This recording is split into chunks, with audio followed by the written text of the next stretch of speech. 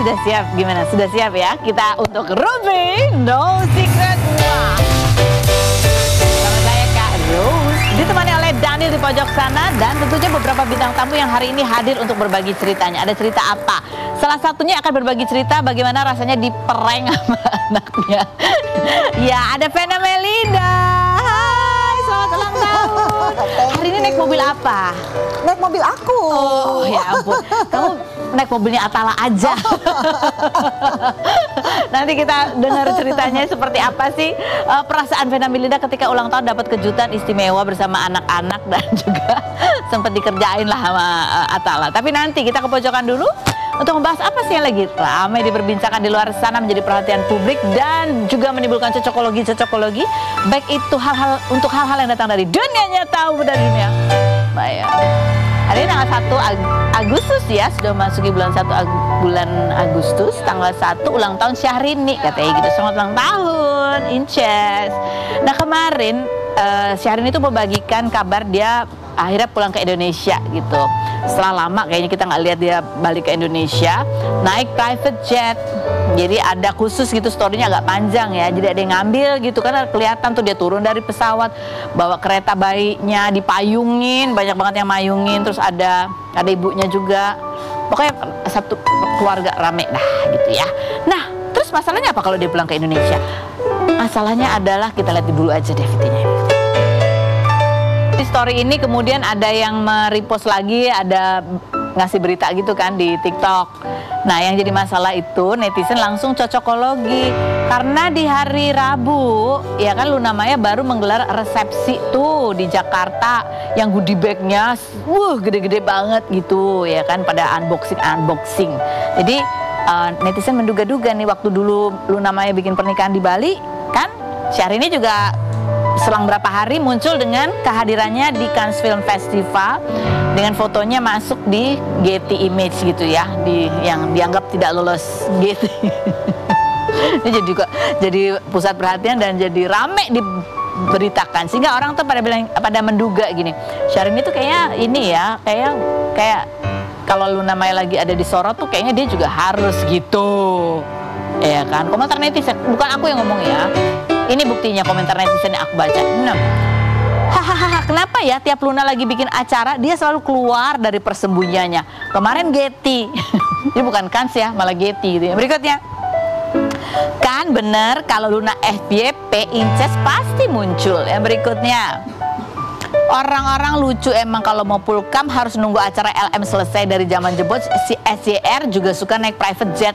Katro banget yang bilang SJR cari atensi. Yang berikut, yang belum move on mah netizen uwak-uwak segala apapun di komen. Bukannya dia sama anaknya ultah tanggal 1 Agustus ya? Emang nggak boleh pulkam di tanggal ultah dia? Aduh katanya. Yang berikutnya, sebesar itu pengaruh Syahrini ya, fans Luna Maya bereaksi barbar banget. Au katanya gitu. Yang berikut ada lagi, Bu Ibu, kenapa udah jangan dihubung-hubungkan terus. Iya. Tapi sebenarnya kalau cuma sekedar pulang naik private jet sih, itu tidak menandakan apa-apa. Bagaimana kalau kita tunggu beberapa hari lagi? Apa yang akan terjadi, yang akan dilakukan oleh Syahrini? Dan apakah itu akan menjadi FYP? Kalau itu terjadi, nanti aku bawa lagi beritanya di pojok ya. Ada apa coba ya? Ada apa sih? Jadi penasaran, masa cuma nanti deh kita bahas lagi. Kita menuju ke yang ulang tahun di bulan akhir Juli kemarin yang bintangnya Leo sama kayak Syahrini. Ada Vena Melinda, kita lihat dulu profilnya berikut ini.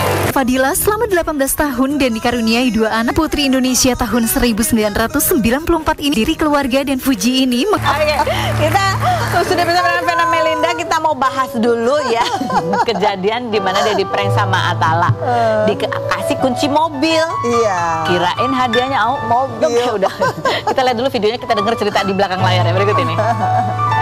Iya nggak sih, itu di pinggir jalan Kemang, orang tuh macet, terus aku malunya minta ampun sama temennya karena kunci mobilnya udah gue masukin ke tas. Jadi Vena udah seneng banget. Udah seneng banget, udah masukin, takut ketinggalan kan, mobil kuncinya. baru gitu ya. Nggak taunya mobil temennya, Say. Aku langsung udah nggak bisa ngomong, tapi ya udahlah, namanya juga anak sendiri kan. Jadi itu waktu terima kunci ya, katanya Itu, waduh, dari atas kan dari atas tuh aku saking udah seneng banget tuh, ada tangga satu lagi nggak lihat, jadi sampai kecekluk. Oh gitu. Tolong, udah gitu Mas Feral datang. Jadi aku pikir wah, dua anakku tuh patungan. Lebih lemes lagi kan, terharu kan, namanya seorang ibu kan, beli sendiri sih bisa gitu. Tapi begitu si Feral aku bilang, Kak makasih ya kado mobilnya, dia agak bingung. Karena bukan bagian dari rencananya Feral kan. Dia nggak ikutan ya? Nggak ikutan dia, tapi karena ada Feral aku percaya ini pasti patungan berdua. Kalau nggak ada Feral datang belum pada saat tentu itu, aku percaya kan, karena udah ketiga kali nih aku di prank nih sama Atala. Jadi bener-bener rasanya pengen tak kerauk, tapi kok kasihan. Jadi aku cuma, oh Atala kok gitu, tapi aku nangis. Malu lebih tepat. Ya Allah. Komentar netizennya ya. Iya dah. Ini filmnya padahal mama udah mau pingsan saking senengnya, dikira dikasih mobil ya. Adek gitu. Yang berikutnya ada lagi. Kok kayaknya kurang pantas ya bikin ortu happy terus dijatuhin. Better dibalik kali sepatu dulu baru kasih mobil. Iya. Sepatu dulu baru kasih mobil kayak kurang ya, kurang gong. Aduh bener-bener. Tapi emang idenya epic. Epic ya. Epic. Sumpah aku belum pernah ngeliat dimanapun ya orang punya ide kayak gitu. Oke. Nggak, pada saat kau baca suratnya tuh udah haru-haru kan, terus di bawahnya ada tulisannya, ini kadonya bukan? Kan aku kan nggak pakai kacamata, jadi aku tuh nggak tahu simulasi tuh nggak kelihatan. Apa ini Atala bacaannya? Tapi orang-orang udah pada ketawa semua. Wah aku di prank, langsung aku bilang, Atala kok gitu? Tapi aku udah lemes banget, Feni. Sumpah malu sih, maksudnya ngapain sih gitu loh kan? Udah banyak yang liput lagi. Ya, maksudnya untung nggak ada media, nggak ada. Tapi kan keluargaku udah happy, tanteku, ada kakek neneknya Fania si Atala, tapi yang marah Fania. Oh, Kakak, kalau dilihat tuh Fania marah banget karena dia merasa di prank. dia juga ikutan di prank. Dan aku udah ngomong gini, Fania kita punya mobil lagi. Ya, mudah-mudahan ini bagian dari prank. Nanti mobil benerannya mungkin besok datang ya. Amin. Ada lagi komentar netizennya, kita baca komentarnya. Bunyinya, awal nonton terharu, ikut sedih, akhirnya masuk lagi air mata. Jadi ketawa, nggak jadi terharu. Yang berikutnya, Mbak Vena dari Fitrop ya. Emang anak kedua tingkahnya magic katanya gitu. Berkah bahagia selalu, mama cantik. Nah ini yang aku tanya ya, kan tadi udah ini kali ketiga nih di prank sama Atala. Dari kecil emang begitu? Kayaknya nggak brilian begini deh. Dia kan orangnya introvert. Terus kemudian tuh selalu meniru apa yang Vera lakukan. Itu Atala, copycat. Jadi aku nggak nyangka dia punya gaya komedi tersendiri dengan mukanya yang lempeng. Tapi omongannya tuh selalu lucu. Ini barusan aku makan siang tuh ketawa mulu. Hiburan banget ya. Hiburan banget. Aku bilang tadi sama Aurel. Aurel nanti kalau nikah satu rumah ya sama tante. Karena aku butuh hiburan ya. Sebelahan lagi, minimal sebelahan lah ya. Dia mau alhamdulillah, mudah-mudahan kalau jodoh. Amin. Oke. Terus ya tadi juga lihat tuh waktu Vena lagi ngerti apa tulisannya tuh si Atala nengok ke belakang. Dia udah ngikik-ngikik. Jadi dia emang udah bener-bener banget. Jadi lebih jalan siapa tuh, Atala sama Feral? Sama sih, cuma kalau Vera kan dewan sekarang. Dia udah nggak bisa yang aneh-aneh lah. Oke. Jadi fullnya sekarang dilimpahkan tujuannya ke Atala.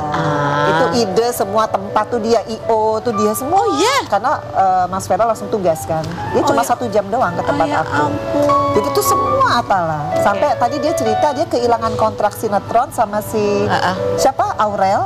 Gara-gara tanggal 29 itu yang harusnya dia syuting, dia bela-belain untuk acara aku. Aku juga baru tahu tadi. Maka aku bilang, oh so sweet, makasih Yana, kehilangan dia, series. Demi hadiahnya lebih dari harga mobil. Amin. Karena betul-betul hari spesial untuk mamanya gitu ya. Nah ini juga kamu juga sempat cerita bahwa kamu tadinya mikir ada kejutan gak sih hari ini gitu. Karena buat kamu ulang tahun itu adalah saat perayaan ulang tahun itu saat yang istimewa. Kamu tunggu-tunggu karena dulu katanya hidupnya susah. Coba kita lihat yang berikut ini. Kan kamu bilang kayak kirain gak ada acara, itu emang sempet. Iya, karena memang rencananya 53 tahun ini nggak pengen buat acara apapun kecuali anak yatim yang dekat rumahku. Dan aku tahu Mas Feral sibuk. Atala katanya mau syuting itu kan sinetron, sinetron stripping, series, sorry. Terus mamaku katanya arisan. Dan seharian tuh nggak ada yang ngasih selamat aku. Jadi aku dicuekin sama the whole family. Oke, padahal biasanya pagi-pagi. Biasanya pagi-pagi rame lah. Terus akhirnya aku berpikir aku males lah buat acara di kafe atau apa. Udah nggak taunya ya itu asistenku bilang Atala buat acara di salah satu di Kemang. Oh, seneng bilang seneng. Wah, ini berarti anakku perhatian. Emang aku ngetes. Yang satu sibuk kan, yang satu sibuk juga. Dua-duanya inget nggak bikinin acara nggak? Ngetes aja. Kamu ngetes dengan cara? Ngetes. Ya diemin aja. Oh, nggak diingetin ya? Nggak diingetin. Oh, ternyata. Ternyata mereka bikin, khususnya Atala lah. Oh. Kalau Feral kan pasti dia ingat, tapi kan waktu ya aku nggak bisa nuntut lah, beda sekarang. Jadi itu mungkin yang lebih bikin terharunya ya? Iya, ya pokoknya di usia 53 tuh hanya pengen lebih banyak waktu berdoa aja, ketimbang seneng-seneng. Karena kan kita sebagai ibu kalau kita perbuatannya baik, insya Allah Allah kasih rezeki sampai anak cucu kan. Amin, amin. Itu aja sih. Okay.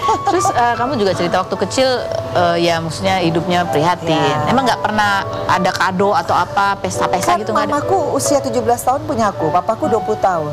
Jadi hidup tuh bener-bener yang ekonomi pas-pasan, karena papa belum kerja. Jadi aku kecil itu ngikut mama kerja di salon. Boro-boro ulang tahun, makan ayam aja seminggu sekali.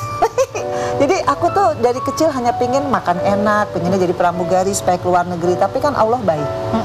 Aku dikasih banyak banget profesi dan karir yang lebih daripada impian aku. Ya karena memang aku nurut banget sih sama mama.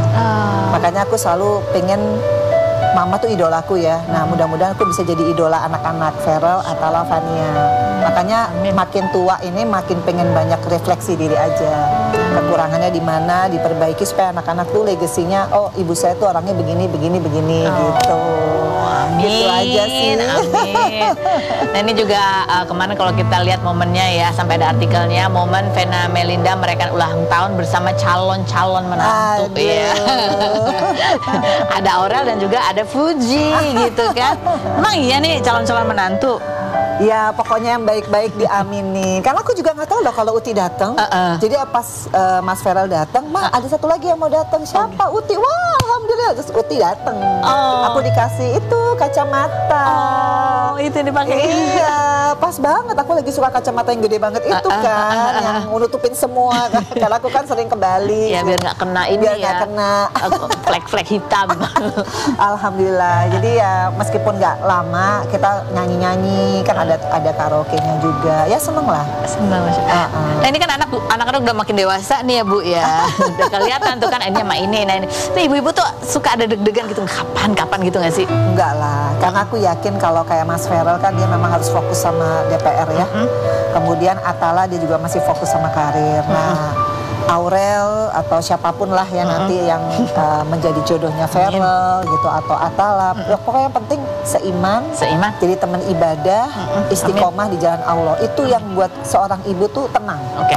Sama nanti istrinya Atala kalau bisa tinggalnya deketan. Ibu butuh hiburan. Kalau Feral kan dari awal orangnya aku butuh privacy. Nah, jadi ya udah mendingan Atala aja kali ya. Oke. Nah ini tadi sejalan dengan apa yang dikatakan Vena. Katanya ini ada artikel betah menjomblo. Vena Melinda pilih dekatkan pada Tuhan. Mungkin sudah beda apa ya prioritas dibandingin. Mungkin sebelumnya pernah tuh fokusnya kayak penasaran ada lagi nggak? Kan kalau aku penasaran nikah lagi kan nggak sampai 8 tahun dulu sendiri. Kemudian perkawinan kedua gagal, itu lagi membuat aku makin oh iya ternyata mungkin aku harus lebih dekat lagi sama Allah dan istikharah. Tapi nggak pernah nyari, dari dulu juga nggak pernah nyari. Nggak pernah nyari? Enggak. Tapi nggak pernah sepi ya? Selalu ada gitu yang dekat. Ya ada satu kesalahan aku, mungkin aku kurang istikharah aja. Kalau mencari suami itu benar-benar harus minta sama Allah dan benar-benar tuh yang mintanya tuh konsisten gitu. Kalau waktu itu kan mungkin aku masih ada keakuannya. Oh iya jatuh cinta, memikirkan duniawi. Padahal sebenarnya kalau nikah itu nggak bisa gitu. Harus istikharah, tanya terus sama Allah, lebih istiqomah lagi. Itu jawaban yang benar. Itu jawaban yang benar. Itu yang jawabannya. Aku kurang sabar mungkin. Karena jatuh cinta buat aku tuh, oh iya ini pertanda, ternyata jatuh cinta bukan satu-satunya. Bukan satu-satunya. Oh Masya Allah. Jadi harus bukan berarti begitu datang pluk itulah dia, bukan ya? Jadi terus kalau masih dia istikharah terus. Dan aku waktu itu memang nggak istikharah sih, aku ya itu terlalu cepat. Jadi memang ya pokoknya berdoa aja. Kalau Allah berikan kesempatan. Kalau enggak ya aku kan udah punya anak. Makanya kita jadi orang tua zaman sekarang, Ven, aku sama pacarnya anak-anak ya. harus merangkul, harus menyenangkan jadi mertua. Karena kalau enggak kita nanti jadi masalah kan. Beda kayak zaman kita dulu. Kita yang harus ngerangkul biar tetap bisa bersama, ngeriung menjadi keluarga besar yang harmonis, rame terus pokoknya gitu ya.